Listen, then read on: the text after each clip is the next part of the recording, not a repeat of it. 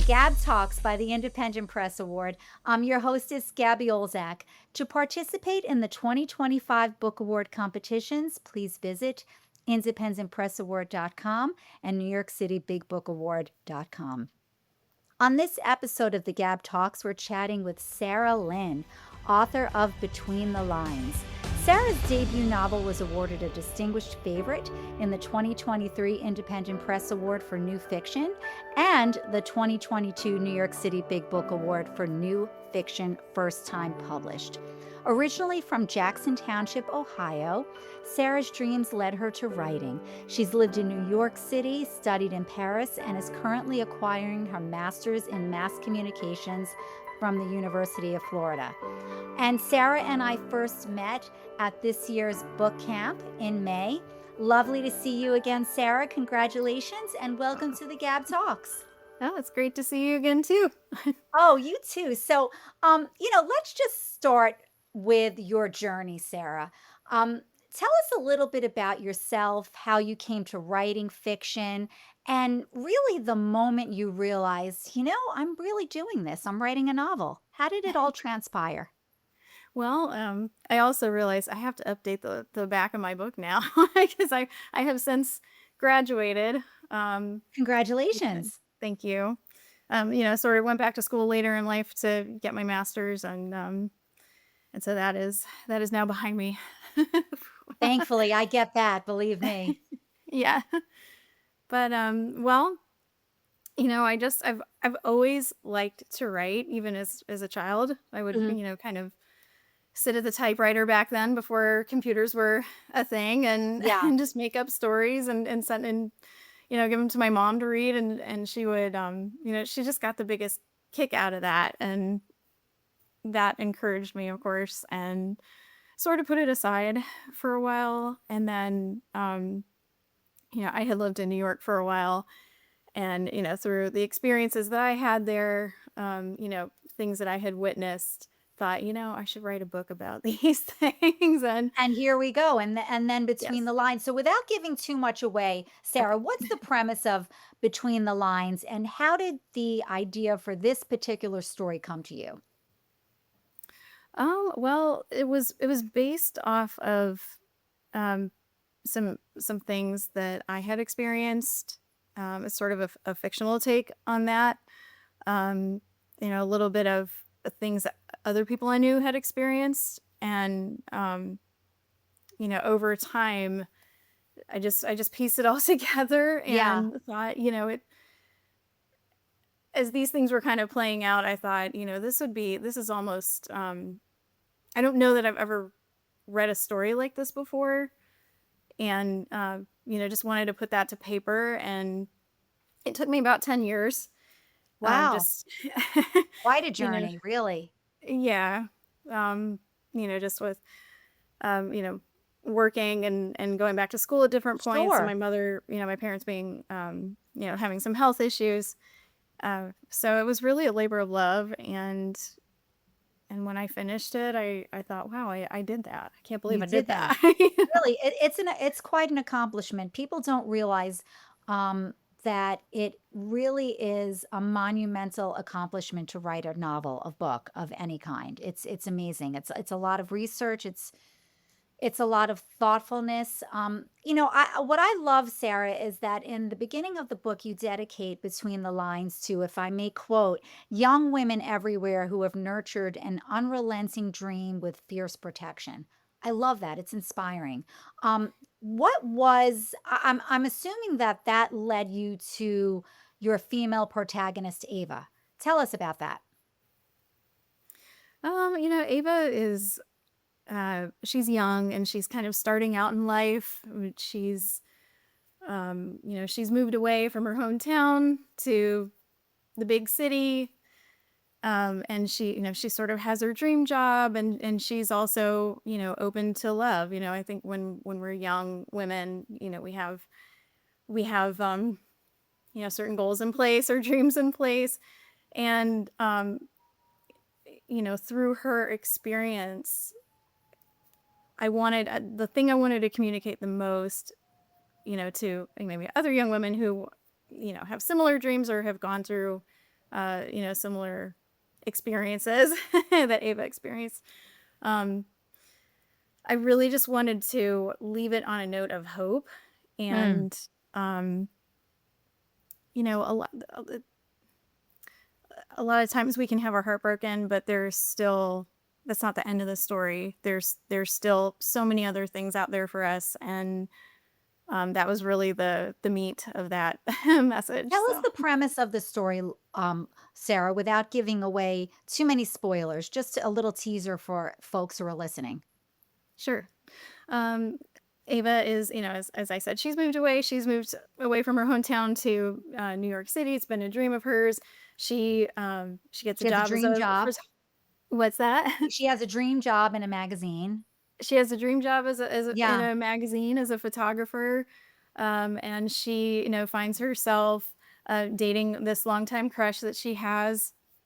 He sort of goes away for a while on business, and she doesn't hear from him. But in the meantime, she starts receiving these emails, these messages that she thinks are from him, Mhm.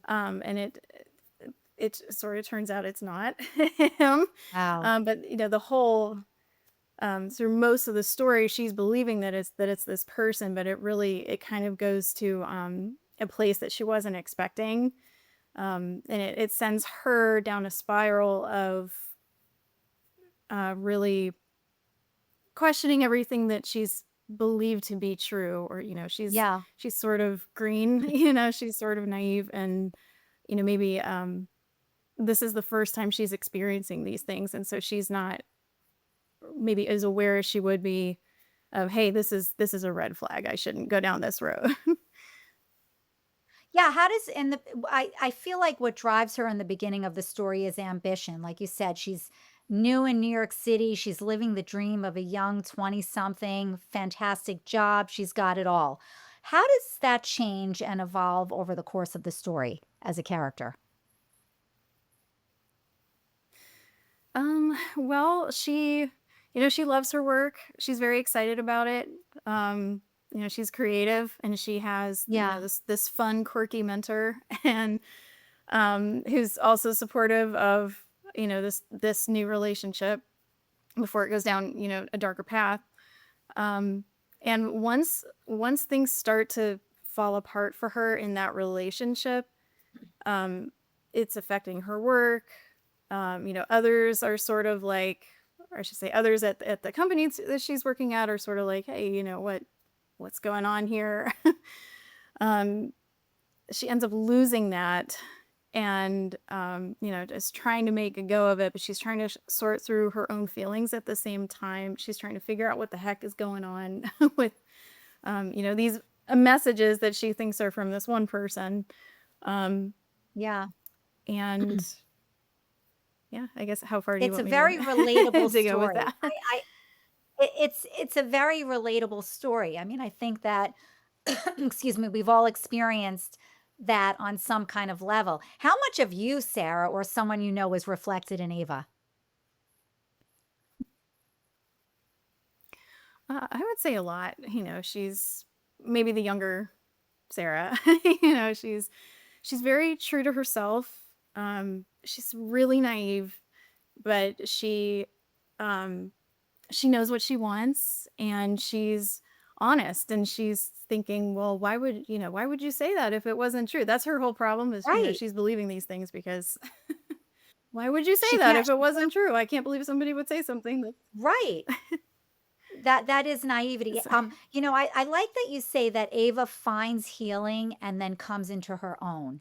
How do you hope that your reader, Sarah, especially women, will relate or maybe learn from her story? It's sort of, I don't know if I want to call it a cautionary tale, but it definitely has that theme in it where, kind of, don't believe everything you hear. Don't, especially if it's not right in front of your face. Yes, um, yes. but even through I guess I don't know, you could say maybe she was bamboozled, but there were other people are very much affected by that also. Yeah. Um, that's not the end of the story. There's still hope. You can still, maybe not to put all your hope in a person or a thing, but kind of find that, through God, or, through yourself. And God always has more for us. Even when we go through hardship, even when we go through trial, it's not the end of the story. He can always heal a broken heart, and that is the main thing I would want to get across to the readers. I love that. And Sarah, I don't know if you saw my questions beforehand, but that leads me directly into my next You didn't. question, which is I also noticed in your dedication page that you have a verse from Jeremiah.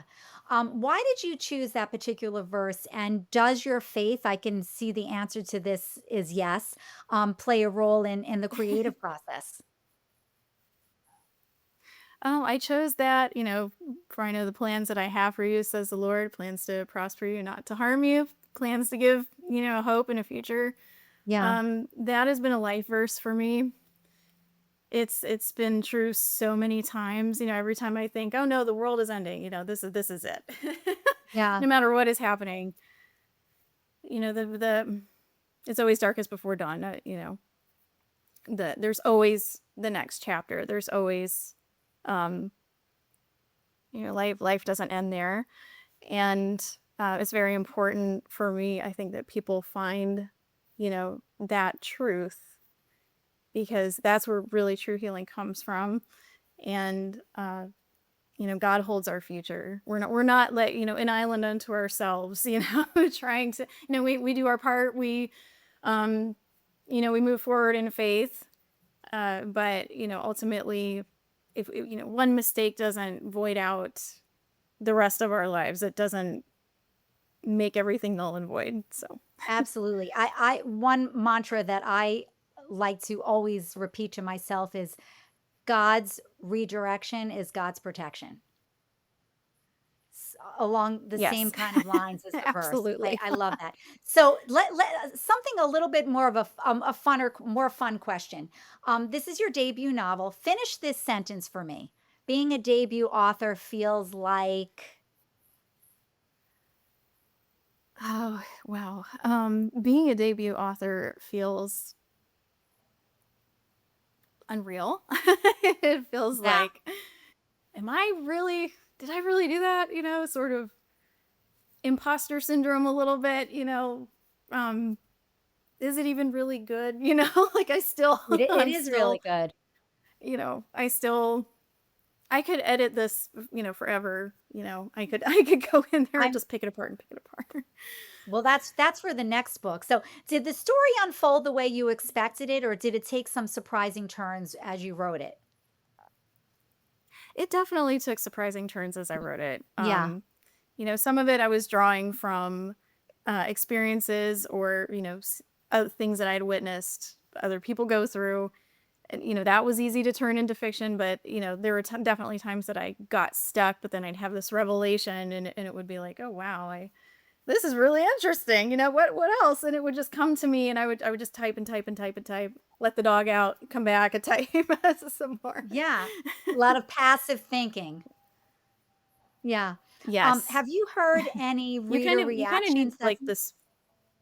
I'm sorry, what, Sarah? I'm sorry. I was just gonna say, you have to create a space for that process to flow, which I think is probably why it took as long as it did. Just working full time and going back to school, you kind of have to Yeah. sink down into that space for that creative juice to flow. So, Um, can you offer, based on that experience, can you offer any advice to aspiring authors? yes, I would say, don't give up before you start. Yeah. Just start. Write one paragraph, and then write another, and then write another. Don't look at the whole, how do you eat an elephant? One Yeah. bite at a time. um and don't assume that you can't do it. Don't assume that the finished product won't be good. Just take it in pieces, just one step at a time. That's the best advice I could give. And That seems ask people to read it after. Oh, for sure. That seems to be a common thread amongst all the authors that I've interviewed is just take the time every single day to write. Even if it's just a paragraph, make sure you write it. And absolutely Mhm. have people read your work. Don't be afraid of criticism. Did you hear any reader reactions that surprised or moves you, Sarah? Um, I did. I'm I'm sure we all say we're excuse me, our biggest critics, Yeah. but I just you never know when you're starting out. You just don't know.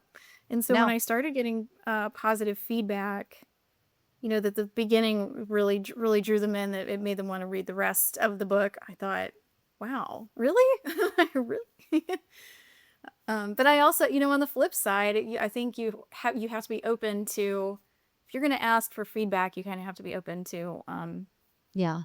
all kinds of feedback. And so I did have one piece of feedback that was a little scathing, and I was like, Really? oh, yeah.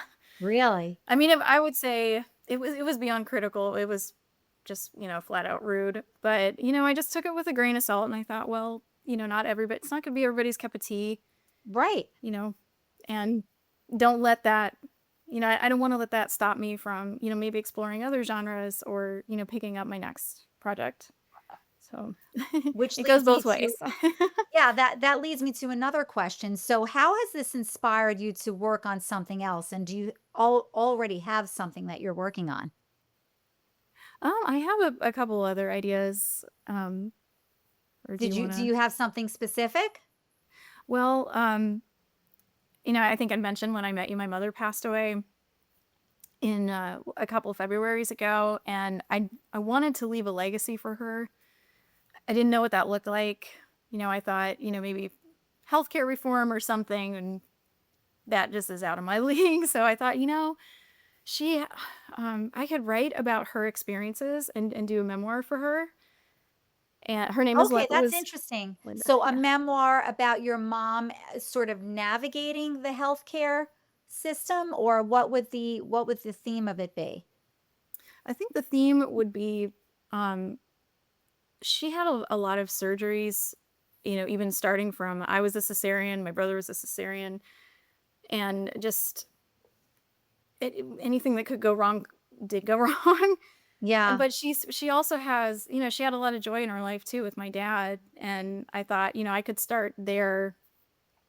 It's amazing she's even alive, because my grandfather, her dad, was a tail gunner in World War II, and he crashed in the North Sea and lived to tell about it. So, Wow. me even sitting here is a miracle, I think. Mom, mom being That here was a miracle. So that I'd sounds start like a there. book in the making, Sarah, for sure. Have you come up with an outline? Do you have a you gonna start writing it? What's I'm working on it.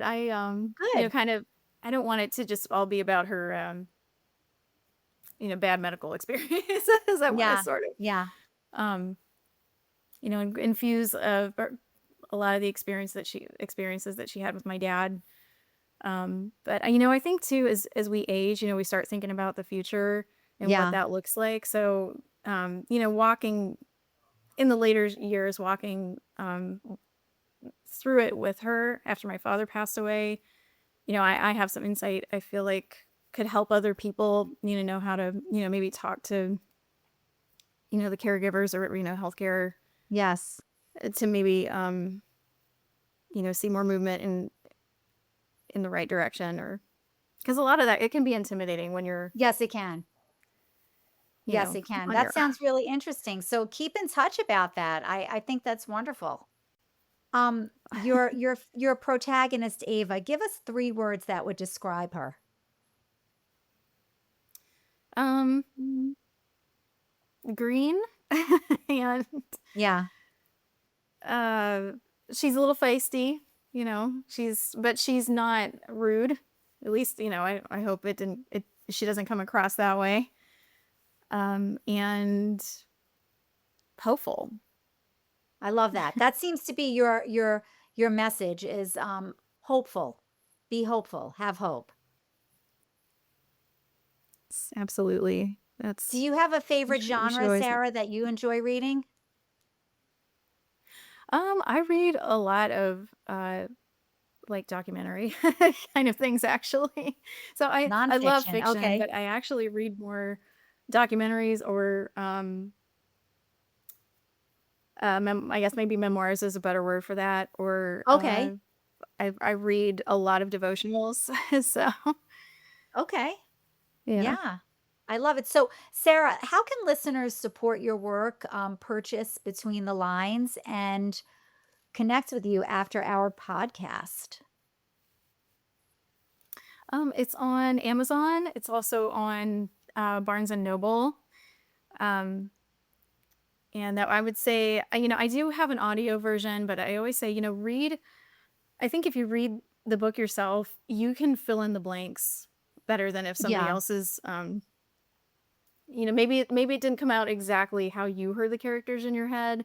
And I think when you have the opportunity to read and your brain fills in the sounds, maybe the sounds of what's going on in the background or the tone of voice, um, because we all have our own filter. I always try to direct people to the actual book itself. So, Yeah, for sure. The audio is very nice as well, though, but I would very oh, much did you recommend listen that.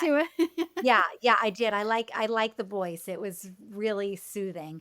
Um, so Oh, just leave us with this. What is your uh lifelong mantra, Sarah? can you say that again? Sorry, you cut out there. Yes, I said what is your mantra, your daily mantra? uh,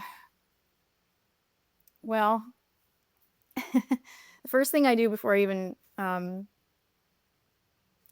get out of bed is, I pray. I pray for the Lord to cover my day. I pray for a hedge of protection, and um, I could go on and on and on about what I pray, but it's really, getting my focus on God and allowing Him to lead my day. And that doesn't mean we're gonna have a perfect day, but it does mean Right. that we can look to Him for help and guidance and excuse me, sorry. Rejoice in the good things that do come along. Well, Sarah, we really enjoyed the book. Hold it up for our viewers and our listeners. Thank you. And we really hope you get working on another one. This was a great debut novel. Congratulations. Thank you. I might have something in the works. I have a few ideas. So. Excellent. Keep in touch. Let us know. Thank you so much for joining us, Sarah. This was fun. Next episode, we'll be meeting with Sam L. Feldman, author of Hookups, Hiccups, and Happenstances. This is your hostess, Gabby Olzak, with the Gab Talks. Until next time, keep on reading.